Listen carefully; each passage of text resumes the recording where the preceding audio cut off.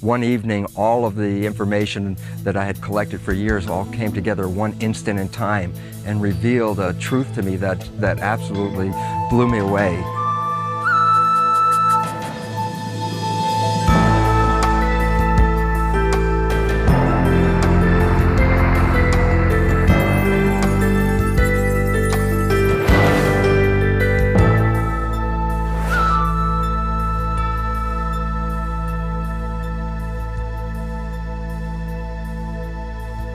Dr. Bruce Lipton is a cellular biologist who focused his research on discovering how cells know what to do. In other words, he wondered how the brain of the cell controlled the rest of the cell. During the course of his research, he made an astounding discovery, one that changed the course of his life. We caught up with him at his home near Santa Cruz, California. As a conventional biologist, I held the belief that I was just a mechanism and that my life was just the unfoldment of these molecules. And therefore, I really felt that I was an accident, just as Darwin would have said, that I accidentally got here and I'm an accident in the world. And basically, I was just trying to run my life in the best way I possibly can, figuring that I got dropped into this picture, I'm a machine, I'm here right now, and then at the end, I'm gone back into dust. So make the best I could of what I had. Bruce Lipton continued his research into the cell. Like most biologists, he accepted the notion that genes control the behavior of a cell, that genes function as the cell's brain. But the results of his research varied so greatly from conventional scientific theory, he began to look for a different mechanism, a mechanism other than genes that controlled the cell. And about 1985, after about 10 years of seeking alternative mechanisms, one evening all of the information that I had collected for years all came together one instant in time and revealed a truth to me that absolutely blew me away. On the island of Grenada, where he lived at the time, Dr. Lipton sat up late one night reviewing his research. Around 2 a.m., all of the information he had gathered gelled into a startling revelation. The exciting part was just before this revelation came, I was working on the understanding of the mechanisms that actually control biology. And I found that by then I already knew that the control was in the skin of the cell, called the cell membrane, which is the equivalent of our skin, in fact. And that I was understanding the mechanism, so I had described the structure and function of the cell membrane and had come down to three different points, bullets about the understanding. And these points were: the cell membrane is a liquid crystal, the cell membrane is a semiconductor, and the cell membrane possesses gates and channels. So I write these down, sit back, and then read this and say, the membrane is a liquid crystal semiconductor with gates and channels. And all of a sudden, my whole life changed, because I said, I've heard this phrase before, but it's not a biological phrase. And I tried to recall where did I hear this? And there on the left side of my desk was my first computer. And sitting right next to it was a book from Radio Shack, a simpleton book on understanding how my computer worked. And I opened up the book, and on page 3 in the introduction of this book is a description of a computer chip. A crystal semiconductor with gates and channels. And all of a sudden, it just hit me. I said, the cell membrane is a computer chip.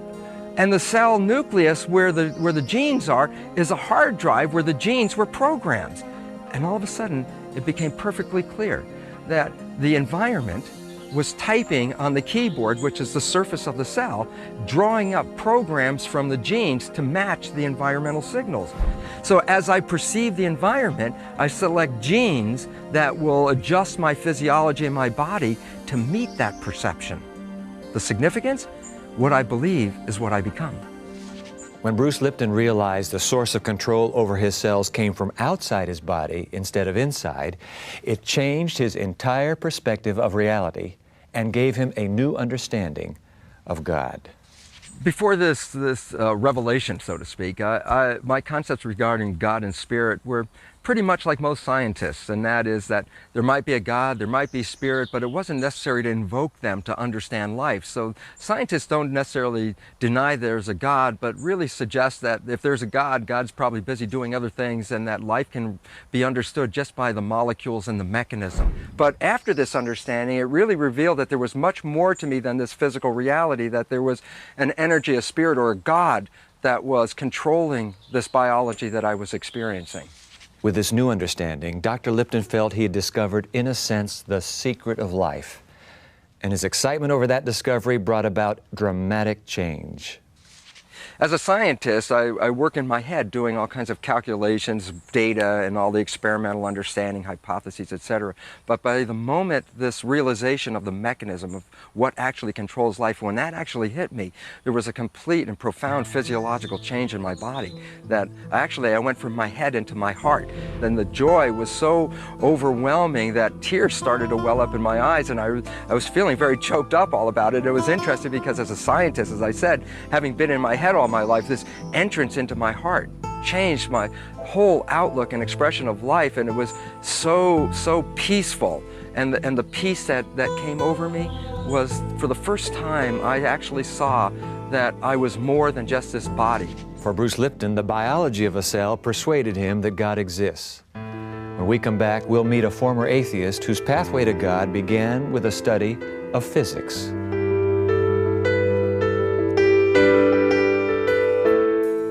People who would talk to me about their religious dogma, I would just be so dismissive of. I couldn't understand how they didn't see that that was simply a naive and ignorant belief to which they subscribed to assuage their fear of death. We learned English. Your kids can too. Just watch Hello Channel. I was, without a doubt, the most arrogant and supercilious atheist who ever existed. I was like the recent ex-smoker who walks up to other smokers and tells them how they're wrong and they should stop doing it and how I've learned so I know they can learn. How does one become an atheist? Why does a person get so committed to disbelief in God they want to change the mind of everyone they know? What could possibly have made Christine Casey, when she was 13 years old, reject the very existence of God? My father at that time was an alcoholic, and a pretty abusive alcoholic, and it was a real struggle to deal with that. I remember after a particularly harsh confrontation, I vividly remember turning to my mother with tears in my eyes and saying, "If a God exists that lets this kind of thing happen to people, that's not a God I'm willing to believe in." And that was it. That was the break. It was that abrupt a decision for me. Her mother, a conservative Christian, was dismayed by Christine's decision. She hoped Christine would find peace and comfort through faith in God. But Christine found the comfort she needed not in her mother's church, but in the intellectual pursuit of science. Science did not judge me. And in the same way that I had been taught that God and religious dogma judged us as individuals. Science only judged the world as it saw it. And so there was sort of an intellectual egalitarianness to science and scientific study. And it was incredibly appealing to me. It was calming, it was non-confrontational, and it was about the world around us rather than the world inside us. In college, Christine took a physics major and delighted in challenging any religious person who happened to cross her path. People who would talk to me about their religious dogma, I would just be so dismissive of. I couldn't understand how they didn't see that that was simply a naive and ignorant belief to which they subscribed to assuage their fear of death. Content in her scientific worldview, everything was fine for Christine until one day, in physics class, something happened. So I'm sitting in an undergrad physics class, and my professor is doing an example and showing us how basically rocket propulsion works and equal and opposite forces and etc. He's taken a red wagon, and he has strapped a fire extinguisher to it, and he sits down and mounts the red wagon, and he's holding onto the handle, and he's holding onto the nozzle of the fire extinguisher and hitting it, and of course that's making him accelerate across the room. Basic propulsion, basic natural laws. And I remember asking him why. Well, why does this work? And he said, this is how it works. And I said, well, great, I get that this is how it works, and I understand how the math defines that. But why does it do that? Why does it consistently do that? And he said, Christine, science doesn't tell us why. Science just tells us how. I was stunned. So I spent several months in a great deal of confusion after this epiphany, until eventually I realized that whatever it is that we believe strongly in requires an element of faith. So in a lot of ways, I've actually moved away from science. In being able to make a decision to place my faith where I chose, science became relegated to a more natural and simple place in my life. And that was fine. That was good. It still has a beautiful value for me. When I look up at the stars at night and I think about the natural forces that define their movement and their relationship to each other, that's very awe-inspiring to me. And it's inspiring to me that we as human beings can understand a little of it. It is equally inspiring to me that those natural forces are in some way elements of God. They're elements of the whole universe that we can't yet define and that we can't yet understand, but that is out there for us to discover. Christine has come a long way, from an abusive childhood through atheism and finally to spirituality and God. Through it all, she has maintained her love for science. She also says that faith in something greater than herself helps her overcome fear, even the fear of abuse. We asked her how she sees God now in a world where pain is so prevalent. I reconcile the simultaneous existence of pain in the world and God really easily today. I think that as human beings, and especially in our Western culture, we're taught that pain is an awful thing to be avoided at all costs, and that comfort is the thing to be sought. But the truth is that pain is opportunity. Given that it's unavoidable, it's an incredible opportunity to learn and to grow and to become the very best of who we are. A very trivial example is me, my weight. I'm a big girl. And as a big girl in very thin society, there are certain kinds of things that I've had to deal with, like prejudice and, I go out riding my bike and obscenities getting yelled from pickup trucks and, things like that are incredibly hurtful in their way, but they've made me the kind of strong and more compassionate person that I am today. And I kind of like the person that I am. Science taught Christine Casey that she could choose her belief system. She chose to believe in God, and that enabled her to live a life without fear. When we come back, we'll talk to Hyveth Williams about her pathway from politics to God.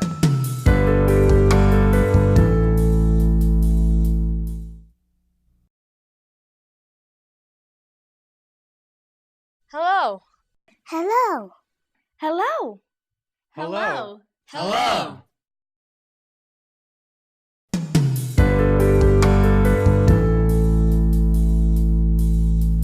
Hyveth Williams was a prominent government official in the city of Hartford, Connecticut. While running for mayor there, she went through a deeply disturbing period of her life that transformed her priorities. Now her ultimate goal is to be the chaplain of the United States Senate. Hyveth, it is a delight to have you here. I am very pleased to be here with you. This story begins in politics. I mean, you're into city politics? Yes. How did that start? It started with a dare to the mayor. I had a talk show on a radio station, and he had only recently taken over the position. He was deputy mayor and was now acting mayor, waiting for the elections, and I thought he wasn't doing a good job. And so on my radio program, I said I could do his job with a blindfold and my hands tied behind my back. That night. His police officer happened to be tuning the radio as he was driving him in the limousine when I came on saying these things, and he changed his direction and drove to the station and walked into the station and yanked the microphone and said, "I dare you to do it, I take you on." And of course the phones lit up, and the station manager, that was the best thing that could have happened. And so we took the dare for 3 weeks. He became mayor, and I worked for him as his executive assistant for 8 or 9 years, ran his campaigns, did just about everything. And then at the end of that time period, I decided I should have done what I started out to do in the beginning and run against him. And then this incredible thing happened to me where God came into my life. In the middle of politics? In the middle of a political campaign. How could that be? I don't know, because I didn't believe in God at all. I was an atheist, and I was known around town to be an atheist. There were people who claimed to be Christians who would come to my office, and I would just laugh at them and call them Jesus freaks. And then I started hearing voices, and then it was crazy. Because When you say hearing voices. I have told this story over and over again to my embarrassment and humiliation, but I was being interviewed by the local TV station, and suddenly I heard out in the heavens, Hiveth, and so I'm talking to this fella like I'm talking to you, and then I looked up and said, "What?" Is that right? And so my friends and I thought that I had flipped, thought that I had gone crazy, Sure. and so we all agreed that the best thing for me to do was to just secretly go and admit myself into the Institute of Living, which is the mental hospital near my home in the city. And we were really determined to do that, except that God sent someone with a Bible to me before I went to the mental institution. When you say God sent someone knocked on your door? No, or showed no, up in it your didn't life, happen or- that way. Yeah? I was one day in the office, you know, the mayor and I were now having a political battle. And so he invited me in the office with the personnel director, and I was in his face. I was bold and brassy, and I was in his face just cussing, just carrying on. And the personnel director said, "Do you not know that a soft answer turneth away wrath?" And that just really tore inside of me, just made all the difference to me. And I asked him, did you get those words? And he gave me a red King James Bible, and I read it from cover to cover. So, Hiveth, you hear these voices. Yes, I believe it was the voice of God. How long did it take you to come to that conviction that, in fact, that was God calling you? It took perhaps about 3 months, 3 or 4 months. I went through a period, I had a very unusual experience where I couldn't speak at all. I had no voice and I could not frame words. For about 2 weeks, I had to write everything. When I came out of it, in order to speak words, I had to change the pattern of my speech so it wouldn't hurt. And I think God was simply just cleaning up my mouth in a very drastic way because I deserved it, really. You go through a crisis. Yes. But it's not a personal encounter yet, really a deeply personal relationship yet. No, So no. How does that come into your life? One of the times, I'll give you one experience. One of the times I was laying in bed and I felt myself slipping away into a deep, deep subconscious, unconscious state. And I saw myself step outside of my body. And I know this is really eerie for some people, but this is what I experienced, and I need to tell the truth as to how I experienced it then. And most people say that when this happens, they see the light and, you know, their life flashes in front of them. That didn't happen to me. No lights. No lights, no life flashing by in a panoramic scene, except a list of ice cream flavors. Can you believe this? Ice cream A flavors. list of ice cream flavors. That's all that I saw. And I started screaming, I haven't had pistachio. I haven't had mud pie. I want to live so I can eat these flavors. Have mercy. And so in the time of crying this out, I heard a voice. And I knew then it was not a normal human voice. I heard this voice say to me, "If you follow me, I will give you life everlasting." And I said, "Yes."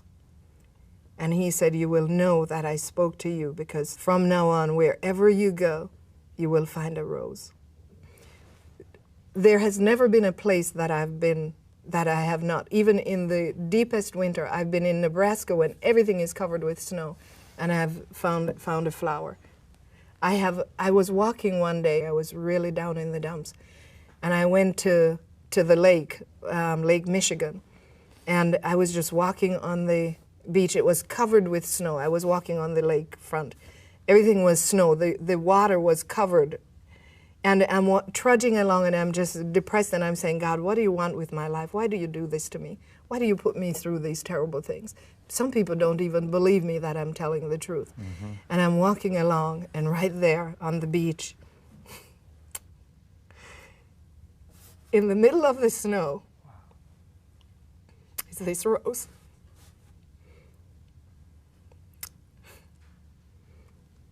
And I just knew that God had spoken to me and that he called me. And Beautiful. it's just... So your life has never been the same since. My life has never been the same since. In the midst of all of this, what leads you to believe God cares?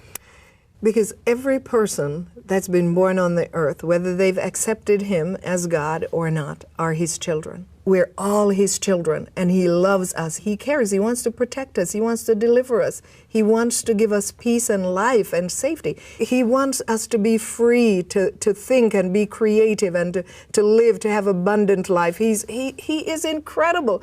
He has all of these things, and He wants to give them to us just like now. He's been giving them to me. That's why I'm appealing to anybody who's watching. Take my word for it. I didn't read this in a book. I wasn't taught this at the seminary. I am telling you what I know for sure. This I know. I will die by this. I know this to be true. Ivet, it's been a real pleasure to have you on The Evidence. Thank you very much. God bless you. Thank you. Would you like to know more about the stories of our guests that you've seen on today's show? You can find out by visiting our website. It's one word, theevidence.org, O-R-G. We'll be right back after this.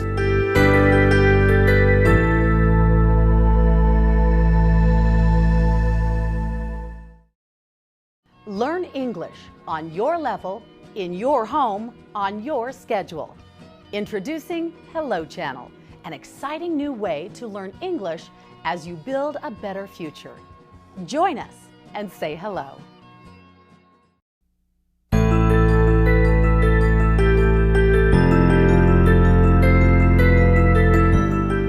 After listening to people talk about their journey toward faith, it's clear that we choose our belief system more than it chooses us. It's not just something that gets dumped on us. It's a conscious choice, a choice that we're responsible to make. People like Bruce Lipton, Christine Casey, and Hyveth Williams show us that what we choose to believe makes a difference in the way we live our lives. Believing that we're the products of blind, mechanistic forces will take us one way. Believing that we are the creation of a loving God will take us another. Believing that our destiny is confined to right here and right now, that we just have to run our lives as best we can, will take us one way. Believing that we have a destiny that transcends history will take us another. When it comes down to a choice between putting my faith in chance or putting my faith in God, the choice is clear. I choose God. I'm Dwight Nelson. Join us next time for more of The Evidence.